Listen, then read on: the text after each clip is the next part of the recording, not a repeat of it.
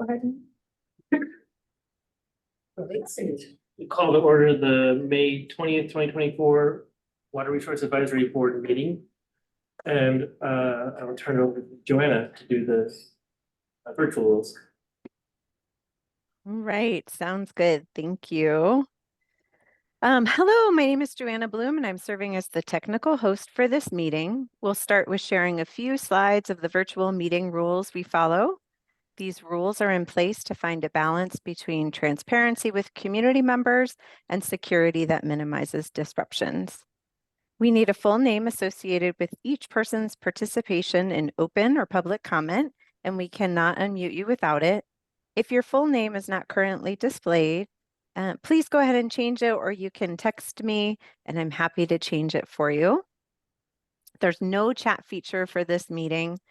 The Q&A function is enabled and can be used to address Zoom connectivity issues only, but feel free to text me at 303-817-1742 if you need to reach me for Zoom problems or otherwise.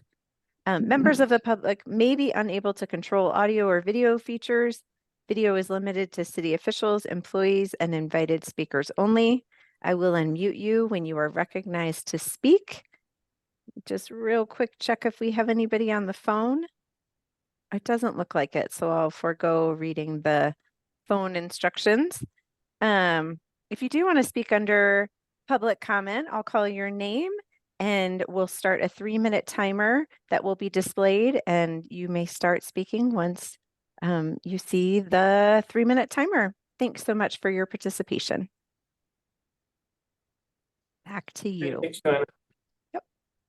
So we can move to approving of the April meeting minutes. I read them, didn't have any issues. I don't know if other folks had issues. No. Is there a motion to approve the minutes?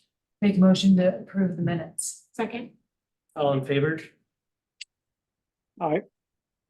Or we're missing Lauren tonight, so just the 4 of us and Steve's participating virtually. Looks like all 4 voted to approve the April minutes, so those are good. And we can move on to virtual public comment period. If we have anyone who is raised their hand or signed up to speak. Yeah, so if you would like to speak in public comment, go ahead and virtually raise your hand now. The controls are at the bottom of the screen if you care to speak.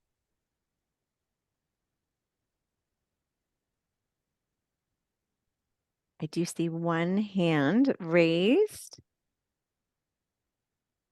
Lynn Siegel, you should be able to unmute, and as soon as Karen has the timer up, you may begin.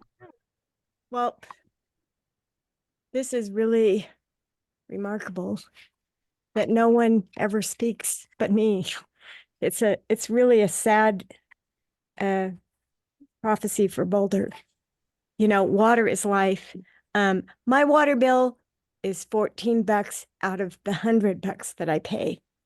Now, isn't there something that you can do? I don't even irrigate my lawn. You know, I don't use toilet paper for 30 years because it's too water intensive. So what's wrong with the picture here? I'm using nothing. I'm paying $100 a month. And the people that are blasting their turf are, can't you take some of the stormwater fees and taxes and proportionally load it on the people, the users? Because you know what, even if I lowered my use, which about 85%, 90% of my water use is waiting for the hot to come. Now, I would gladly get instantaneous hot water heaters at each of my access points. But guess what? That's not going to do anything because 85% of my bill is stormwater charges and fees and taxes. And what do you have? You know, I'm low income, Social Security. What do you have for people that are in a situation like that to proportionally fairly lower their bills so they can have some funds for themselves? You know, and the thing is, you know, also, where is there a person, a liaison on RAB? I don't see one. I haven't seen one. Do you have one? What's with that? At all the other major boards that I follow, planning board and CAB and I would think RAB would have someone that's observing the other boards because I follow many of them and I'm astounded with what I hear and see at each board, how little they know about what else is going on in Boulder. You know, there is so much building here. You are not going to be able to begin to deal with the water demand for all of these humans that are coming to this place. You know, you don't see them yet, but I'm going to see it. I know it's coming at Papilio's, at where Hoshimoto's was, at, you know, 58th and Arapahoe. There's 5 places out towards Gun Barrel. There is housing like you've never seen before, pushed by the federal government with LIHTC funds and federal subsidies for growth. And you are going to have to deal with it. What are you going to do?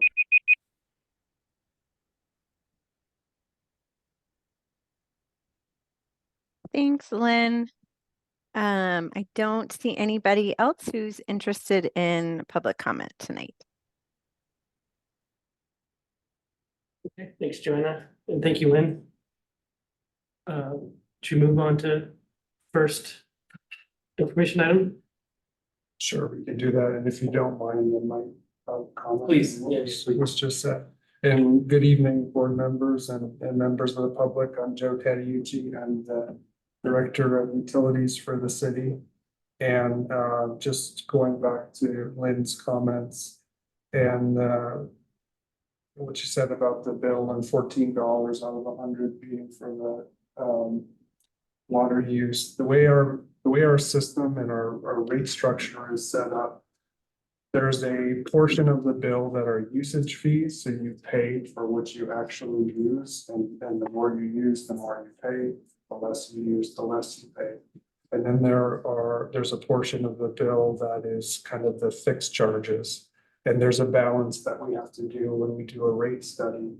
Some of our costs in the city, like running the treatment plant, things like that, they don't change. We don't send an operator home if we're using less water or that kind of thing.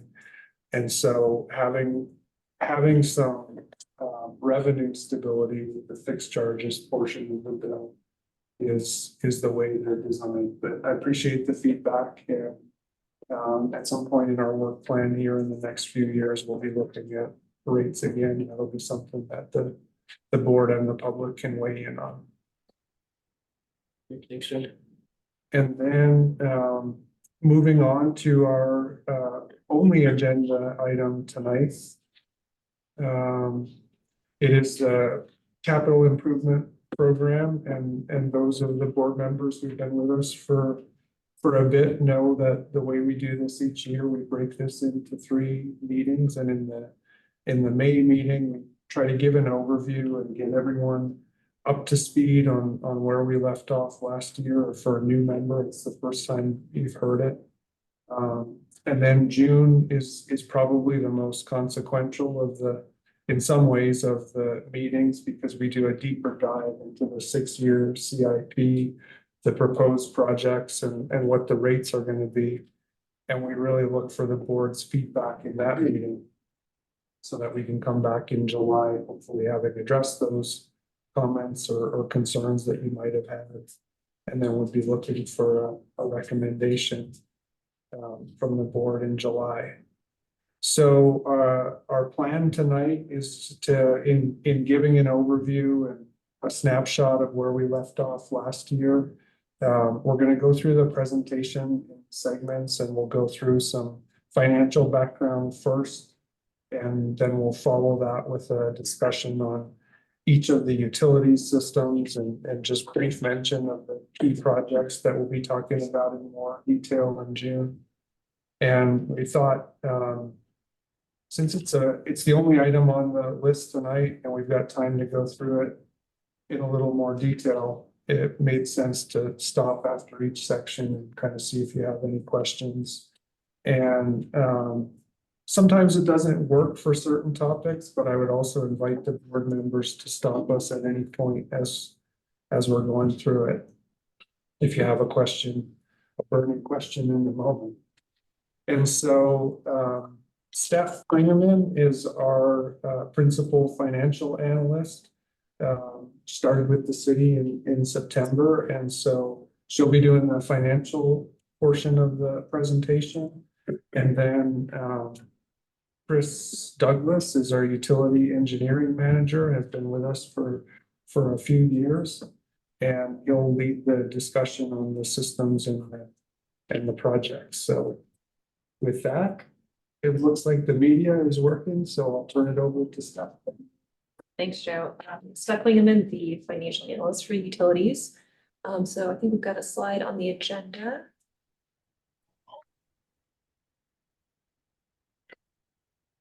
So I'll be covering, as Joe mentioned, the financial background. I'll turn it over to Chris, and he'll give an overview of the CIP process, utilities programs and priorities, and then we can wrap up with questions and discussion at the end. So the utilities department's made up of 3 enterprise funds: the water utility, wastewater utility, storm and flood utility. And 3 utilities are designed to be self-sustaining and are primarily funded through customer rates. These rates are set to recover their cost of service. So again, they're just self-sustaining individual enterprise funds and utilities. I'll just mention quickly, they're different and separate from the city's general fund, which is primarily funded through sales and use tax. And our 3 primary funding sources come from our operating revenues, bond sales, and then we may or may not have some alternative funding in there via grants, federal match programs, and state loans. Real quick, I'll just mention on our operating revenues, the main driver and revenue source there are customer rates. We also receive revenues through plant investment fees, also known as development fees, and then some miscellaneous revenues from hydroelectric sales and biogas sales as well. So our 2024 budget, this is the citywide budget actually, and for 2024, it's between $600 and $618 million.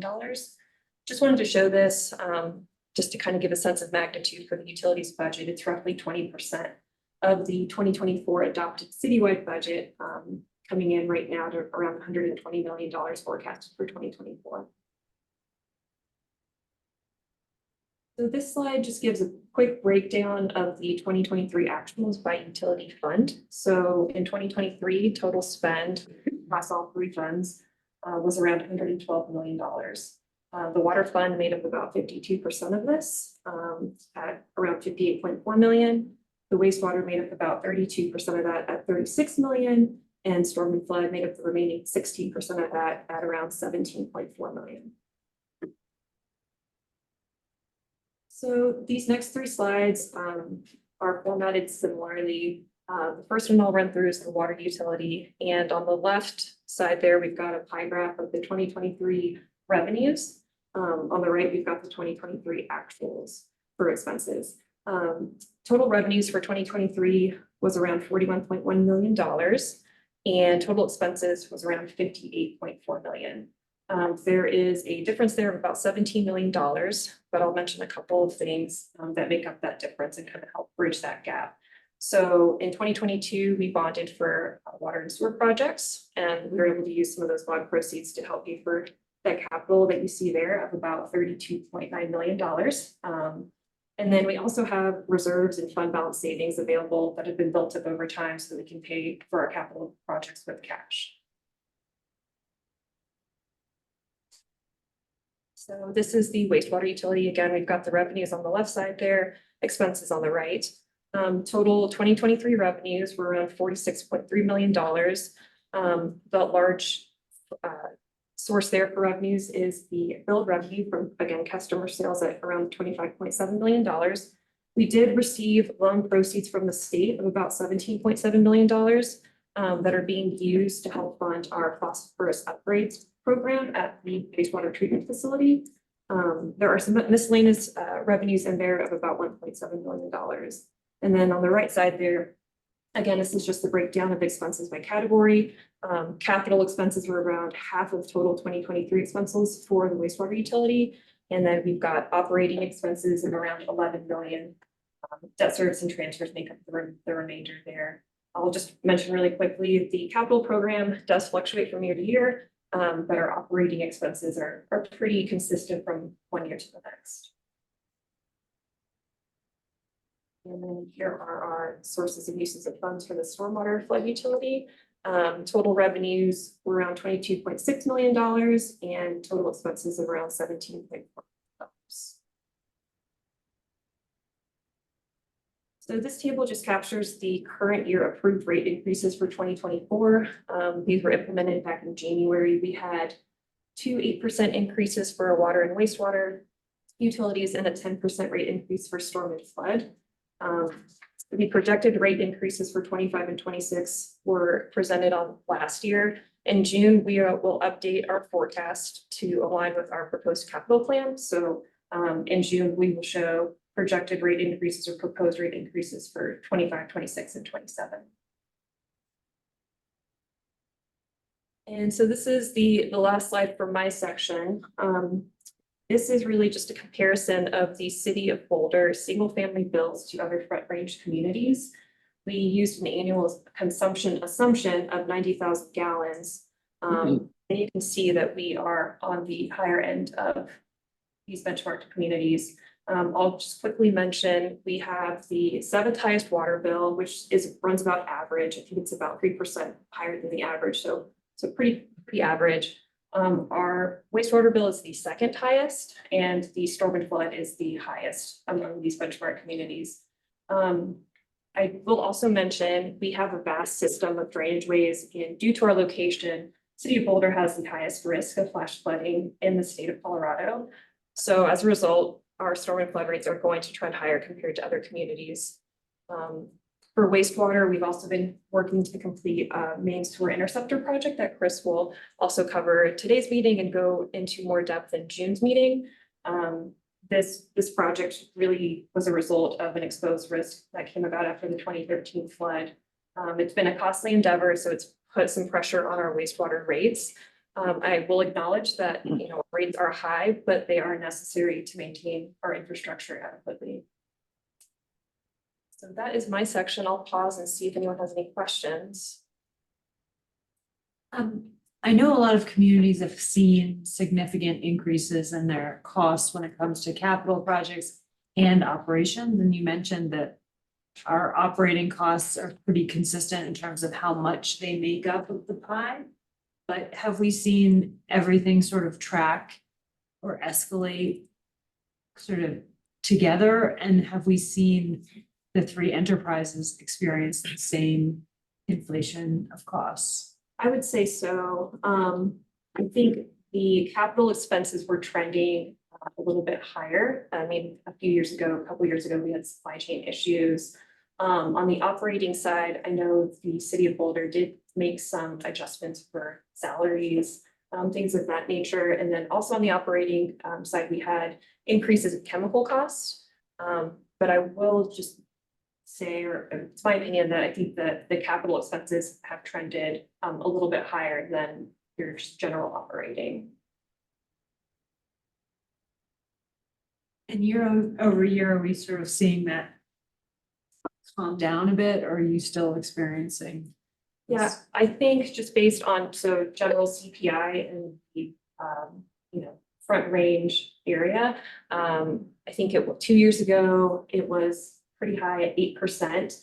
Last year was a 5% CPI increase, and the forecast going forward is around 3%. For the next.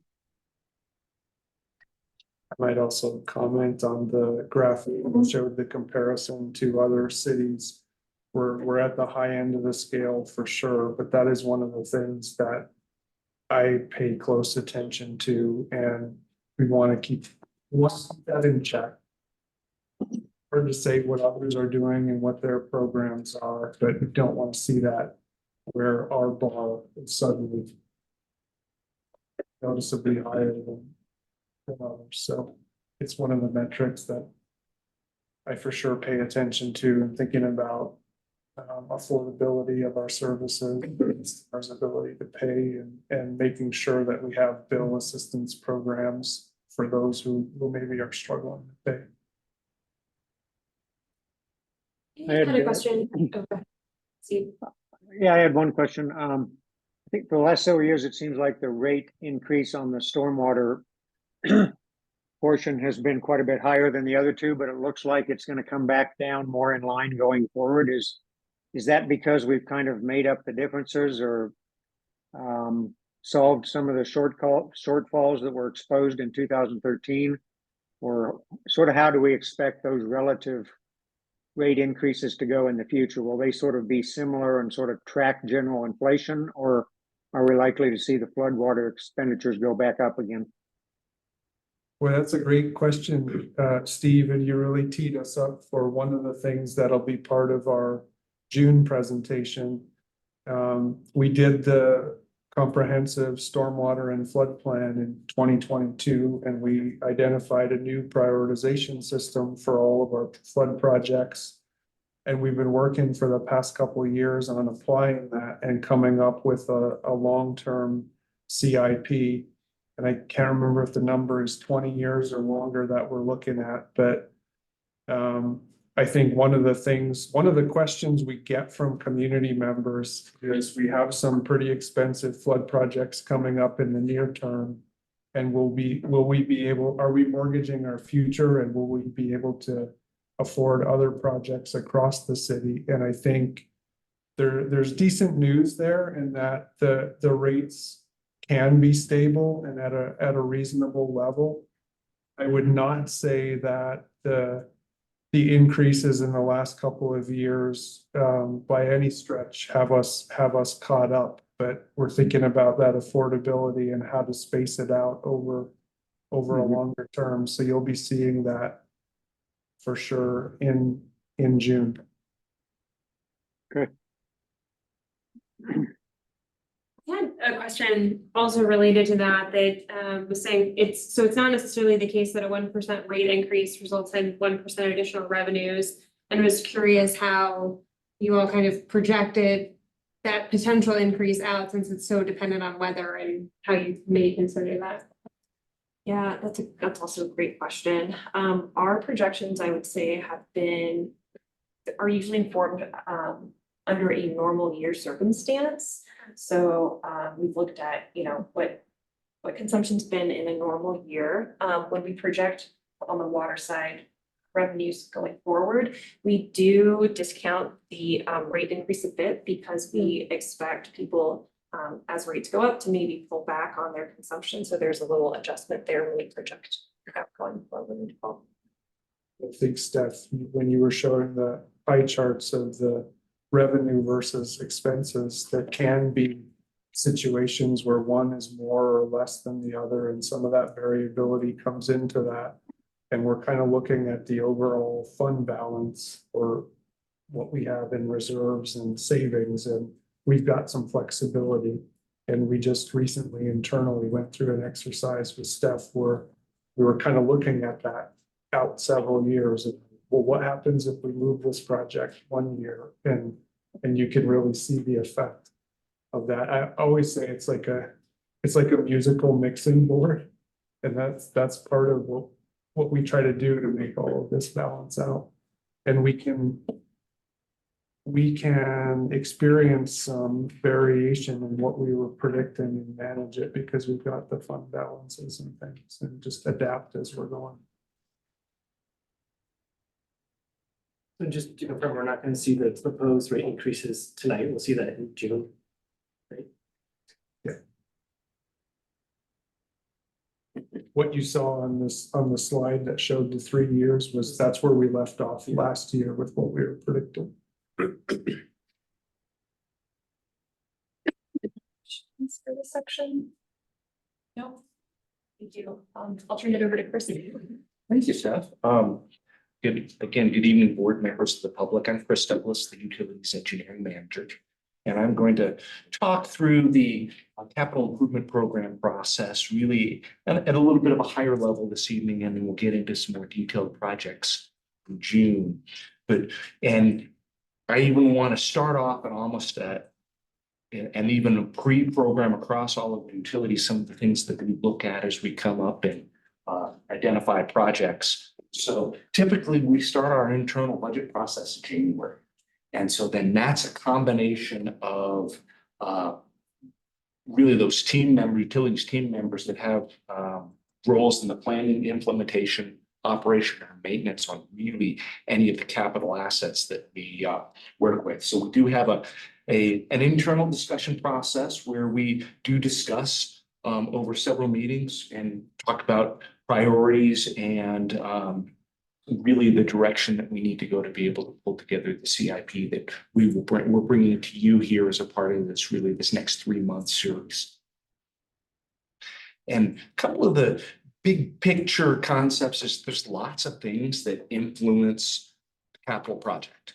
But probably the main driver is that last bullet point on it's really that aging infrastructure and asset management. It's that rehabilitation and replacement of those assets. That's really the main driver on really where we're looking at within the Boulder system. And we have things that are over 100 years old. They're still working great, but it's in that useful life and what's going on question, which then drives us to, well, then how do we prioritize the projects? Because there frankly is more work than we can advance in a timely manner. And a lot of it comes from this concept here shown on this graph is the likelihood of failure on the left and the consequence of failure on the right. And we're shooting for that upper right-hand corner on the projects that will be addressed first that have that high consequence and likelihood of failure. And probably the big takeaway from this graph is you'll see this concept of really a traffic light.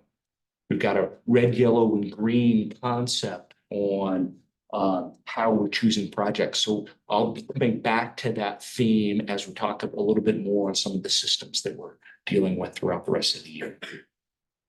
The other big aspect, and we even brought up already, is costs and where those costs are coming from. So some of the things we look at from a cost perspective is I wanted to spend a little bit of time talking about this figure, this funnel of costs where you see the figure shows the estimated range or class estimate of the cost. It really comes into simply more put, if we have more information on a project, we're more confident on what that cost range is going to be. So you look at a class 5 estimate on the left-hand side of this graph is that conceptual level cost that we are trying to establish in those early years of the capital improvement program. But they have a large margin of error because we still don't have a lot of information. But as we get more knowledge on the project, that funnel that you can see in blue there really narrows down more to where we have more cost certainty. And those are the types of projects that you'll be seeing that we'll be bringing to RAB as a part of really the next year's capital improvement program. So, this slide really represents, we're going to be talking about aspects of the water, the wastewater, and the stormwater and flood utility and its subcomponents. But really, this is just as a setup to really get intentional again on the same page. We're not going to go into a lot of project specifics tonight, but the other aspect is just wanted to let you know, just as you see this as we're stepping through, is we'll take an opportunity to pause at each one of these sections to have a little more discussion or questions if the board has them. So the first section that we're going to talk about is there's the two components in the water systems, the source water system and the treated water system. This being the source water system really is where we acquire the water rights up in the watershed and how it conveys that water down to the treatment plants and then into the treated water system. So as the concepts of the source water system is, we have 3 sources of water that are delivered to the city. You can see in the green is our Western Slope water that delivers water from the Big Thompson Water Project down to Carter Lake and via a pipeline to the Boulder Reservoir Water Treatment Plant located on 63rd. And then there's also a small watershed that supplies water from the Boulder Reservoir. And then back up in the mountains west of town is we have 2 other sources of water. We have the North Boulder Creek system, which and then the Middle Boulder Creek system. And both of those systems are separate systems that collect water via dams and reservoirs and pipelines and convey it to the Petasso Water Treatment Plant just west of town. And now, just a little bit more graphical on each of those water supply systems. And this particular one is the Western Slope Water Supply System. And it conveys water from Carter Lake to the 63rd Water Treatment Plant. And you can see in that, again, stoplight motif, that Carter Lake pipeline is green. It's a relatively new system that's been online. It's in good shape. We're monitoring it, but there's not a lot of active construction related to that particular project. But then when we go up into the North Boulder Creek system, it's a series of dams that interconnect via surface drainage and creeks and then into some pipelines that have hydroelectric power generating facilities that convey water to the Petasso Water Treatment Plant. And really the big project of note, which we'll go into later, is the Albion Dam project. We're currently actively under construction on that one. So in the next 2 years, that facility is going to change from a red to a green in its condition. The Middle Boulder Creek system, really the main reservoir there is Barker Reservoir in Netherland. And so it collects water that goes to Barker Reservoir. And then we have a pipeline and reservoir system, and then some hydroelectric facilities that convey water to the Petasso Water Treatment Plant. The big thing to note here is the Barker Gravity Pipeline and the Boulder Canyon Penstock are a couple of pipeline projects that we've been working at over the years for upgrading them, again, from a over 100-year-old Barker Gravity Pipeline. We've been slowly retrofitting that project to get it to that green status. And then just a quick touch base on the hydroelectric facilities that I mentioned in some of the other some of the other slides. And really, we have 8 hydroelectric facilities that generate electrical energy for us. So that's something we can take advantage of since that elevation change and as the water flows down into town. But really, the big point that Steph even mentioned earlier is it is a part of our revenue and represents about $1.6 million in revenue for the city. And then finally is watershed operations that we look at. And it's things like dam rehabilitation, but it's also other aspects where we're looking at our infrastructure, our dam stability, or also the hydrologic conditions within that water supply system. So those are the other types of projects that we look at. So then this last slide on the source water system, it just kind of is a summary, but in June, we'll dive deeper into projects, including those identified here on the screen, but things like the Barker Gravity Pipeline replacement, expansion of the Albion Dam, and changes to the risk assessments we're reviewing based on updated regulations from the Colorado State Engineer's Office. So with that, I want to just pause and see if there were any questions about the source water system. I forget, can you remind me the Barker Dam itself, why it's yellow? Why it's yellow on Barker Dam is it's an old dam. It's a 100-year-old dam. We've been doing upgrades to that dam over time. But it still is one of those things we still want to keep monitoring, and we have some plans that we're looking at in the next 6 years in the capital improvement plan to do some upgrades on that, just really because of the age of the facility.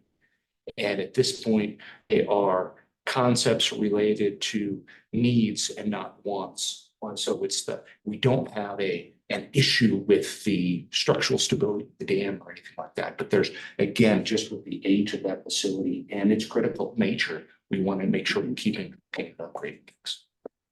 So if I can add to that, for sure, it's a safe and stable structure. The outlet works, the valves and pipes that deliver water to the Barker Gravity Line and into our drinking system are at the end of their useful life and need upgrades. So that's a primary reason why it's yellow. And since I'm talking, if I can have an editorial comment, when Chris flashed up the red, yellow, green system on that schematic, And I'm in my 18th year at this city. On the North Boulder Creek side, that whole system of dams and pipelines. There's a lot of green there that when I started, those were all red. And so in a 1 or 2 or 3 year time frame, it can seem daunting that we're trying to address these systems, but over a couple of decades, we have made significant progress, like the Silver Lake pipeline, the Lakewood pipeline, the Carter Lake pipeline, upgrades to the treatment plants. So we still got some red to address, and we're doing it methodically over time. And certainly, Joe, that really brings into that concept of this red green is really, it is the timescale. It is a decades-long timescale that we're trying to address. So that incremental progress is really what we want to see. And then, and it's not something to where it becomes a critical have to do item really anywhere in any of these systems that we're. Chris, could you elaborate on that last item on the slide there? Why is that on this list of top priorities, and sort of what is that state engineer assessment? The state engineer assessment, and it really comes down to the state engineer for the high mountain dams came up with a new evaluation criteria process in the last few years. So we're going through and looking at how does that criteria impact our dams? We're actively involved in some studies right now that is helping us drive where we want to put our priorities. And they've also come at more of a risk-based analysis on upgrades to dams. It's one of those things where I've always talking to me as not as a dam guy, but looking at it, it's almost like you're upgrading your home and you're trying to add a new room or something like that. Well, then the building code says, oh, well, we've got to upgrade our electrical system too. So it's that with the state engineer, it's going, okay, where are those areas that we need to upgrade? And as we're doing this work, oh, okay, you need to get everything else up to code as well. So it is that incremental approach and making sure that as they relook at things a little bit, I think in the dam world, they're always revisiting, are these dams safe? And looking at them a little bit different way. And that's really what we're doing with SOL teams right now.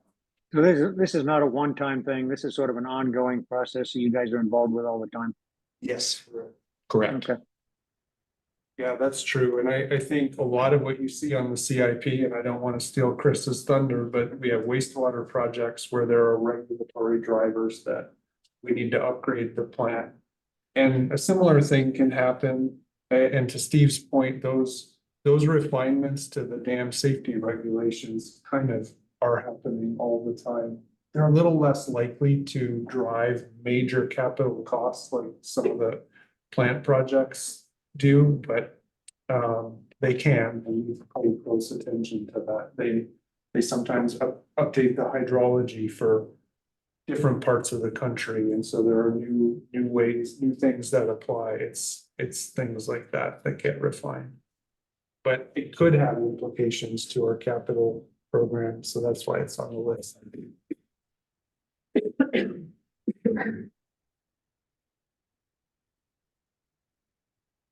Okay, unless there are other questions, I'll move on to the treated water program. Steve asked. All right, so treated water program really takes from the water treatment plant after the source water system delivers the water to the treatment plants. And then it's that transmission and conveyance of water to the customer. So can I step through that process a little bit here with the next few slides? So starting with the treatment plants is mentioned a little bit ago. The city has two treatment plants. Just wanted to give some orientation. We have the Boulder Reservoir Water Treatment Plant located at 63rd, located on the slide in the upper right-hand corner on the east side of town. And then the Patassa Water Treatment Plant located just west of town, right along Boulder Canyon.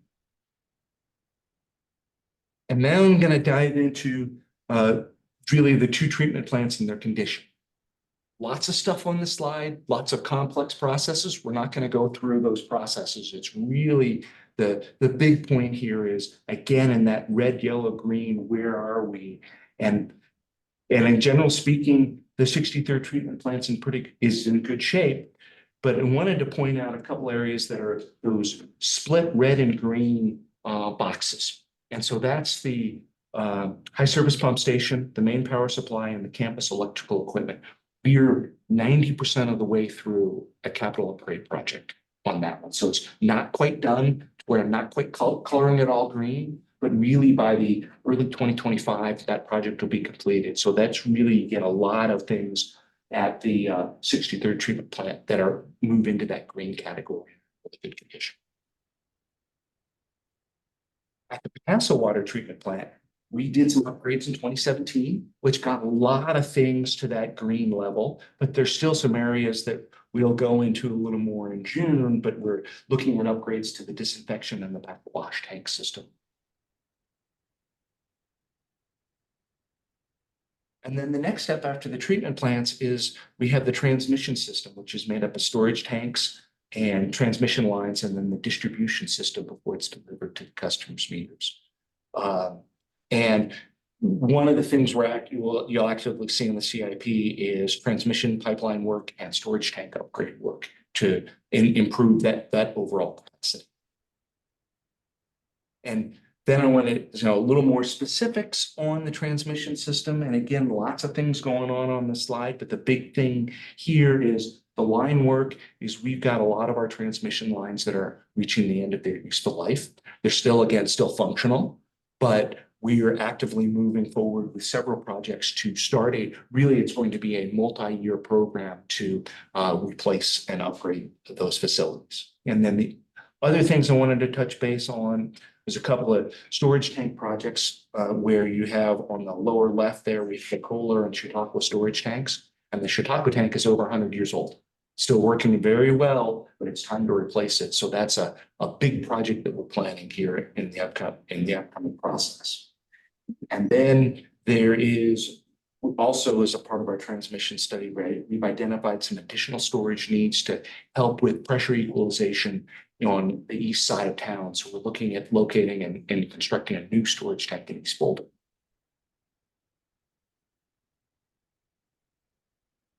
And then just a quick touch base on the distribution system. So we identified in 1994 that we needed to do some upgrades to the distribution system, because the distribution system is the single largest dollar value system for all of those smaller diameter pipes. Think your 8 and your 12-inch pipes that deliver water to all of our homes. But the big thing here is since 1994, we've replaced those lines that are represented by those in green, but it still is not everything in the city. So we've got this annual program that we need to keep addressing this and advancing and updating those pipes. And that is the quick overview on the treated water system.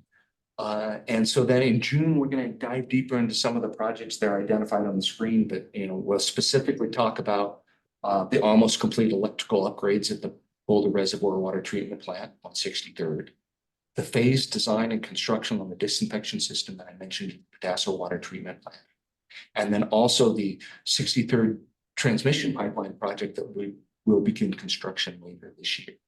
So now really an opportunity to take a pause and see if you have any questions on the treated water system.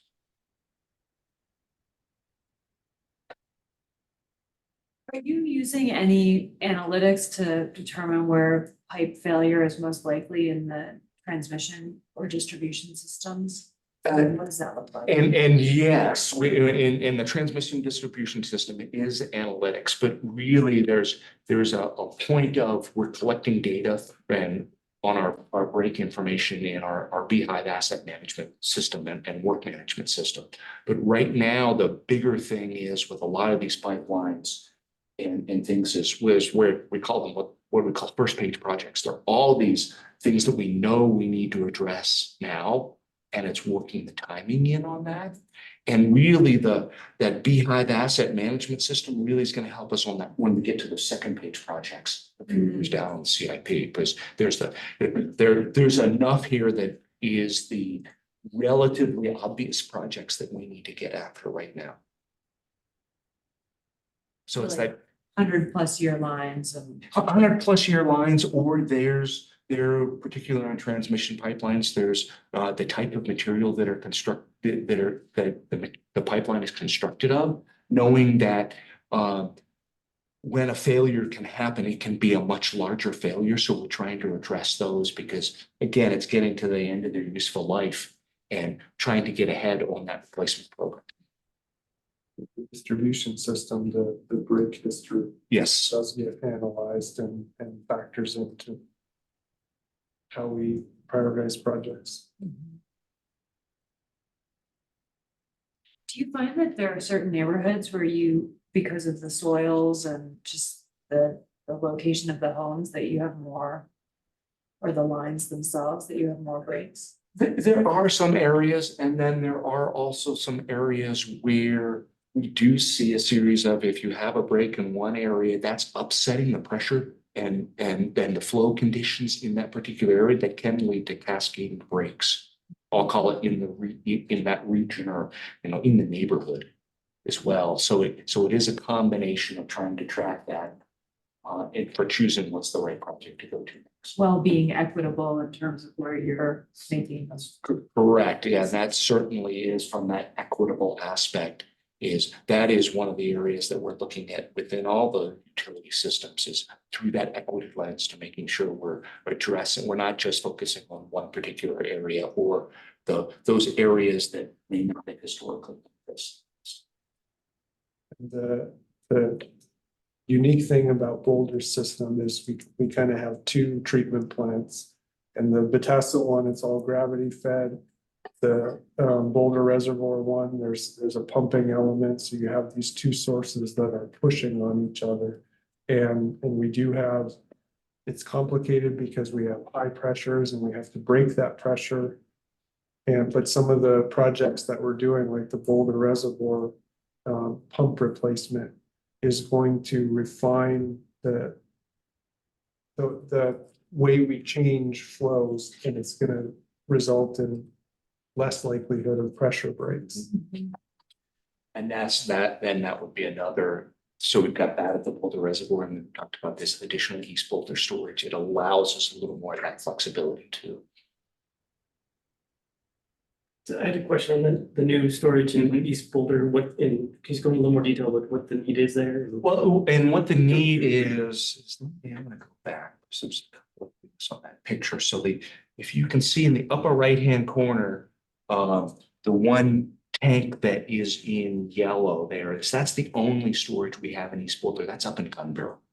And so, but then the pressure system really runs the entire east part of the system. So we've got one storage tank in the northeast portion of the system, and we've got to manage that pressure as it goes through the pipes all the way up and down the eastern portion of the city. So it's difficult to manage that pressure just with that one tank in the northeast corner. So by having something more in the central or southern portions of the city is allowing us to work that pressure and float off of those tanks to where pressure can go in and out of the tanks and not have such a long pipeline. So it's not an issue of growth. It is not really an issue for growth. It's more for pressure management and really effective operations. So some of those areas where we talked about where we do have some issues with cascading pressure break problems is a little bit on the eastern side of the city, because we do see larger pressure swings. So it will be mitigated by what Joe was talking about at the 63rd plant that just got finished off. But we want that extra level of mitigation to help with that pressure. Glad you asked that question, John. Not for growth, totally for system operations.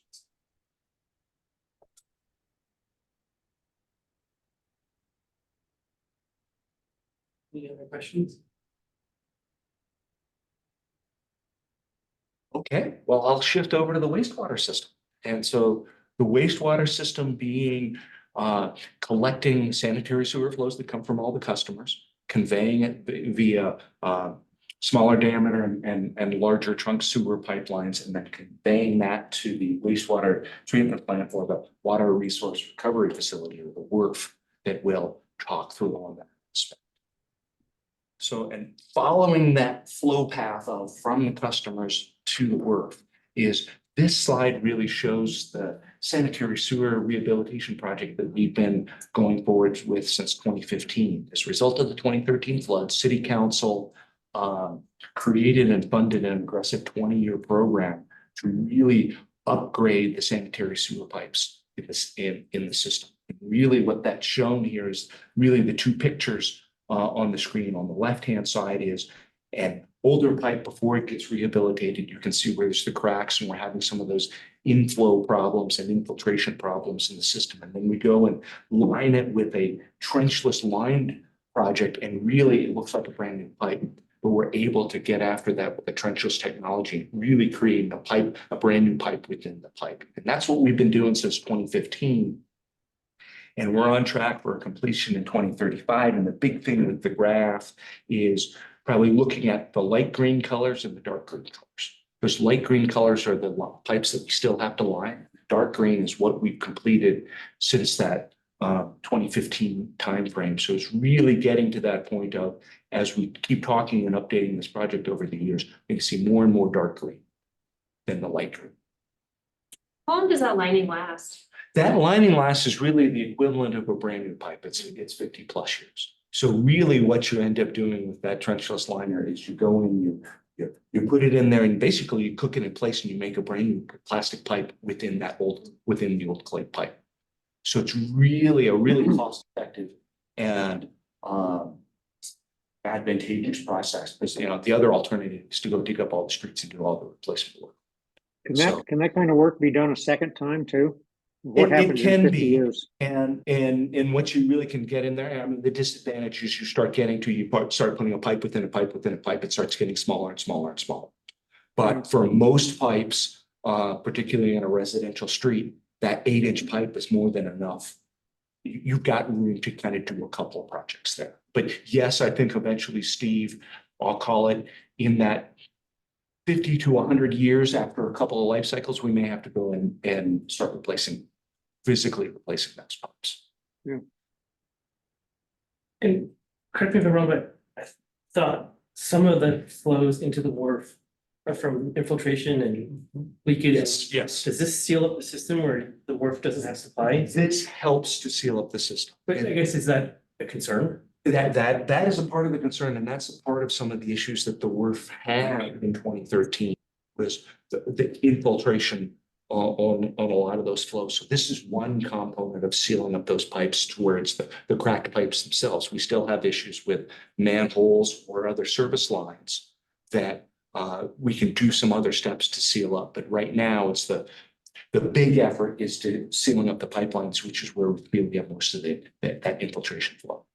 But you're not sealing up so much that you risk not having flow into the wharf all the time. Correct. There's still other points of And infiltration. now I'm not remembering the numbers, but when we do get storm events, we do see a significant peak increase in our flows. And that's really what we're trying to mitigate on that end, to where we do get enough flows from everybody using the sanitary sewer system to keep, I'll say, everything moving downstream.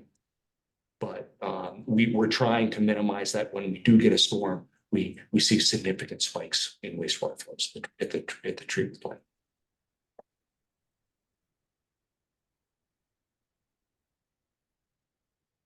So that after I'll call it the residential or the small sewer pipes, we have the main sewer interceptor lines. And here we've got a picture of several of them, and really what I want to, and think these are the larger diameter lines, these 16-inch and larger pipelines in the system. And so we have completed, as a part of this program, the baseline sewer and part of the Goose Creek Sewer Interceptor program. The big thing I wanted to point out is on the main sewer interceptor project, which Steph mentioned earlier, this is the single largest capital project the city has taken on from a utility system, where we're actually laying a new pipeline, which is shown there in yellow, which is currently under construction to the WRF. And really, that's one of those areas we'll probably dive into a little bit more. But lots of exciting and interesting things that we've been doing on that project. Then at the water resource recovery facility or WRF.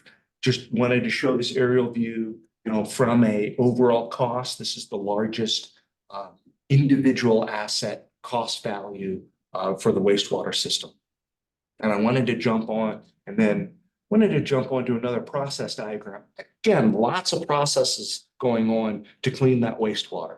And the bigger takeaway is there's a lot of green here. It's in pretty good condition, but we do have those areas on the primary and secondary clarifiers that are in red, and we're actively doing some rehabilitation in relation to those projects. And then we've also got we're doing some regulatory upgrades as well, which will dive into those projects a little more in June. You'll see more in the 6-year CIP. So that's my quick touch base on the wastewater system. And you can see here a couple of the projects that we'll be talking about in June, but definitely we'll be touching on the ongoing main sewer interceptor construction project, the phosphorescent clarifier upgrade construction at the WRF. And then also we're going to touch base on our progress on the asset management program that we've been implementing for the wastewater system as well. So certainly want to take a pause here, and if you've got any questions on the wastewater system. Question that in the memo, it talked about the January 2024 bond for $96 million with, I think you said a large portion was for that main sewer. Yes. I just forgot that was the scale of that project. Like it was that much. Yes, it is that much. And now putting myself on the spot, it's in, go ahead, Joe. Main sewer, Yes. 96. I think that's made up of a few different projects. This is Yeah. primarily the main It sewer, but I thought that was other stuff as well. is other stuff. There's approximately 6 or 7 other projects in that, but of the, now I'm trying to I remember. think it's 58. The main sewer is The 50. main sewer is 50. And I don't retain that type of data. That question just happened to come up last Thursday. Okay. So, and we will talk about a little bit more in the June memo and presentation, if we want to get into it on how we've allocated some of those costs from that. And I was just curious too, that I know during the Excel outage, you had to move some sewage into I think one of the primary clarifiers Yes. that was down for, Yep. did that have any long-term impacts? I know because it was being upgraded or. That was one of the projects that we had ongoing, and frankly, not having that clarifier out of service was really a benefit during that power outage. I mean, there will be some costs because this fall, we're going to drain that and we have to go back and finish that project. So we're expecting some more additional repairs and things that we had to do, but by having that available to us was something that really helped prevent a sanitary sewer spill into the creek. And there weren't no long-term issues from. There's not, I would say there's issues that we will be able to address. I think there will be some additional cleaning costs that we're going to incur, but we don't think there's any long-term damage. And we haven't really completed that assessment yet at this point, because now that we're getting into the spring season, we wanted to keep that clarifier online, because the plan was to have it online for the spring so that we have it for some of those additional stormwater flows and increases that may happen come spring. The tank was getting recoated and resurfaced, and that work was in progress. It was totally the right call by the team to make that decision to fill it up, or it would have been overflowing to the creek. But there may be some rework there for that active construction project.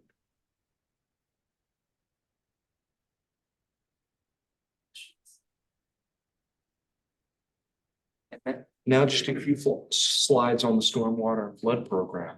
And really, a couple of quick touch points on the stormwater conveyance, the stormwater quality, and then the flood and the major drainage places.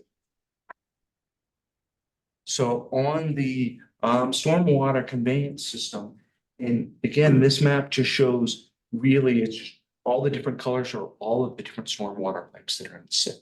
And what we're trying to do is with those pipes is convey that 2 to 5 year stormwater storm and convert them to the major floodways. And really the big concept here is there is a lot of pipe, but we're on an 8-year cycle to review and inspect all of those stormwater pipes. And really what that has done and this is a relatively new program, we're in our 3rd year of doing that.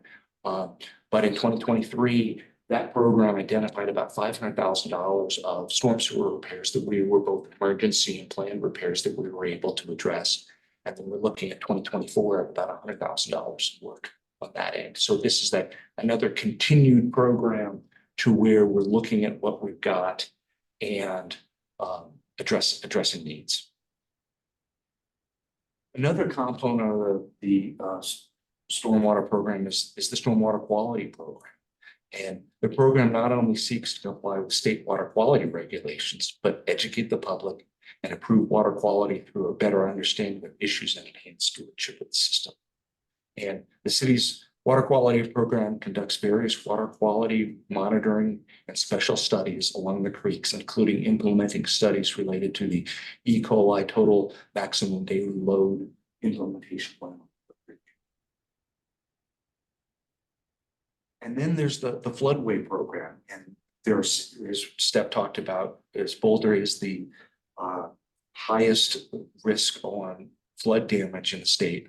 We have 16 major drainage ways, and we're looking at trying to implement, to the extent reasonable, 100-year flood mitigation in each of the drainage ways. The big thing with the graphic here is the areas in blue are the drainage ways that currently have a 100-year flood capacity. So there's not a lot of blue here. So we're looking at, as a part of what Joe had mentioned in our 20-year capital improvement plan from the comprehensive storm and flood master plan, is looking at upgrading those where practical to try to get as many of those lines to that blue 100-year capacity as we possibly can.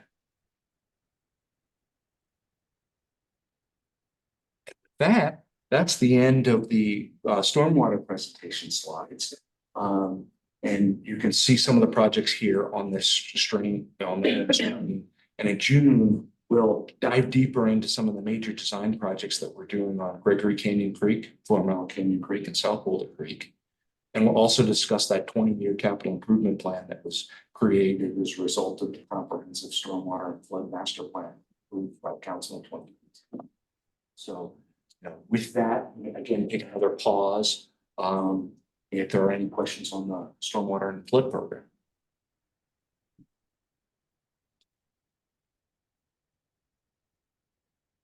Okay.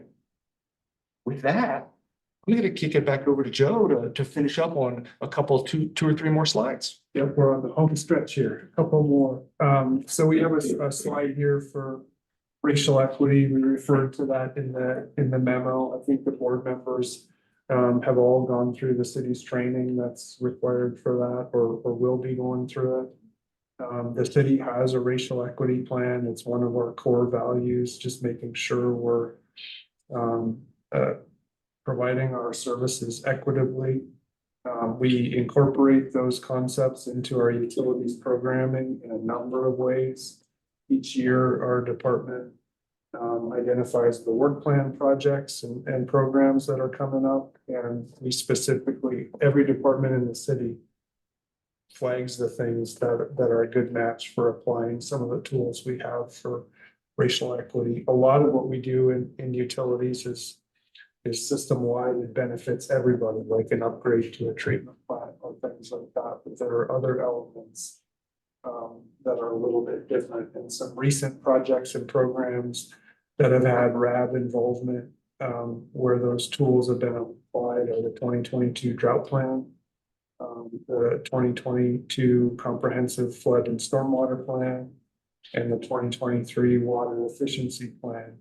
So that was a point in time where we applied those tools, but those documents and the application of them live on. And so that the influence that it has in providing equitable services lives on and on. And when we do the CIP program in June, and you see the prioritization of the flood projects, that will keep going year to year, and 6-year CIP and for the decades to come. So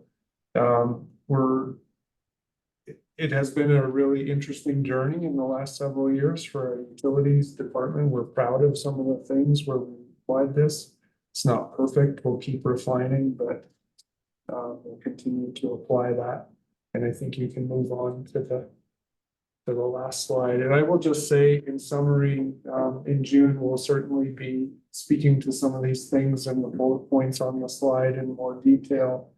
But hopefully kind of slowing down here tonight, since it was the only item on the agenda, giving a refresher for some of you or for Katie, an initial glance at, as the case may be, in all of the factors that come into play and the breadth of the facilities and the systems across the three utilities. And that is a big part of our current generation's staff's mission, is to that we're working to turn more system components green. And we've inherited a really good system from the people that were in these roles before us. And it's on our generation to leave it better than we found it. So, and Steph gave an overview of the finances, and we saw where we compare relative to other municipalities, something to pay close attention to, as well as the customers' ability to pay and having programs in place. And so, yeah, we'll talk more in detail in June, including the CIP for the storm and flood, and seeing that longer term view of how all the projects get done for the decades to come. So I'm not sure if there are more questions on the overall program at this point, but happy to keep talking about it. Sounds like, sounds like we're gonna have a lot of material to look over before the June meeting. Joe, when can we expect to get some of that info to have time to sort of go through it in more detail? So our normal practice is to get that out to the board so that you have 2 full weekends and a week before the meeting. In general, we try to keep the packet materials and the memos short. The capital programs and the budget, we let the page length get a little bit longer. And I'm glad you raised that question, Steve. For a lot of the stuff that we present to RAB throughout the year, I really push with the team to shoot for around 3 pages for our memo lengths, but we know some board members might want to dig into things in more detail, so we'll include attachments so that the detail is there if you need it. But if there's a 500-page report, that's the attachment. There is no expectation on our part that you all read that. It's there if you want it. The info is there if you want it. So I think you'll have close to 2 weeks with the weekend time in there to review the materials. Okay, great. Sounds like Steve's looking for some reading material. Yeah.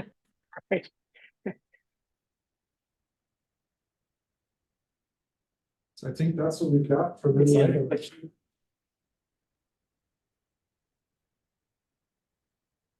Questions were answered, so.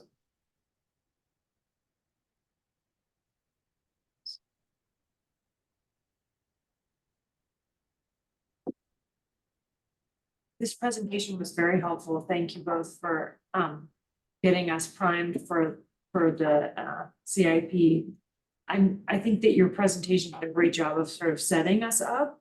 And so I'm just wondering if we can get a copy of it in our folder for For sure. sort of help frame our review of the CIP. Because you certainly, and even for those of us that work with it all the time, when you start looking at it in this concept, is you forget how much is there.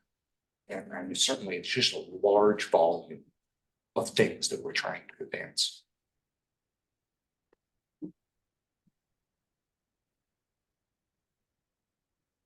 Yeah, well, thanks again, Steph and Chris, that was super helpful. I guess we can move to matters from the board. Anything from board? I don't have it. No. Good, so we can move to matters from staff.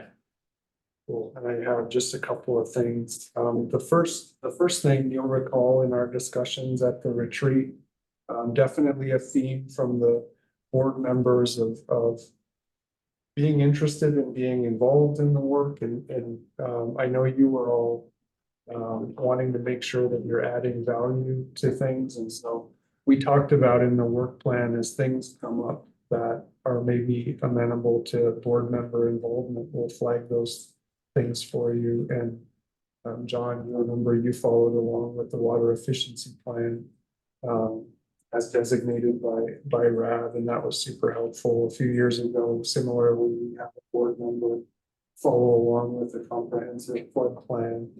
And so additionally, one of the themes that we've heard from the board at retreats and over the years, Gordon, who's just recently been off the board, is always encouraging us to communicate, make sure, like we're attempting to do tonight, that we're communicating with the public and that the amount of infrastructure we have and the costs and the rates and that go along with them, that we're kind of telling our story and that the public is aware of what's behind everything that's on a bill. And so that those public education materials. And so I think it's more of a short-term assignment, different from the following along with one of those plans. If a board member is interested in working with us on some of that, that opportunity is there. So don't want to put anyone on the spot tonight. If you are interested, by all means, raise your hand. But if it's something that you want to think about, we could also follow up after the meeting and just see what's there. You would need a decision before the next meeting, correct? Yeah, I think we would, not necessarily tied to anything on the RAD schedule, just the publishing of some materials that we have to do. So next few weeks. So if a board member's interested, you'd have to reach out sooner than the next meeting. Yeah, FYI. Okay, I don't think it will be a huge time commitment, but definitely would be helpful to have a board member who may or may not have expertise in that area, give us a second set of eyes. And to be clear, like when John followed along with the efficiency plan, not expecting you to represent the whole board necessarily and not taking formal action, but just helping us a little more informally with some of our processes. And that's largely around like the education material in public. Public outreach materials.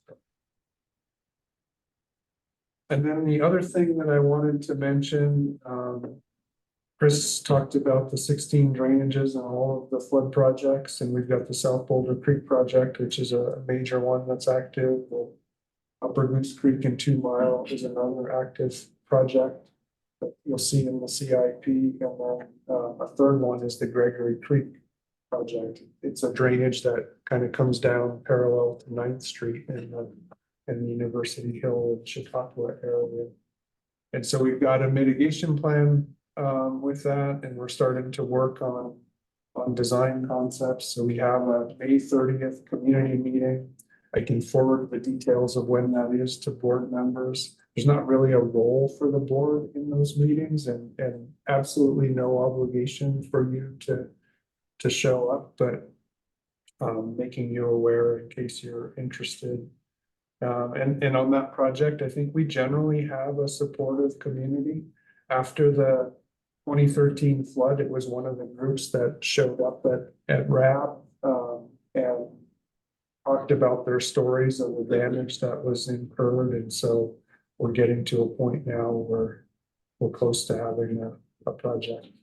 There's been some community intensity around the scope of the project and people that would like us to expand that, and we're working through some of those conversations. Anyway, there's a May 30th meeting if you're interested. That is all I have on matters from staff, and if you'd like, I can move to the future schedule, which we've already largely talked about.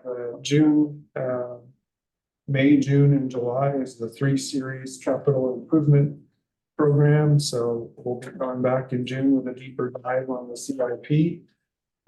Again, looking for your feedback on that with hopes that we can come back and get a recommendation and have addressed your feedback and any concerns that you have. And then in July, there'll be board action on that and a recommendation to council on the CIP and the suggested rates.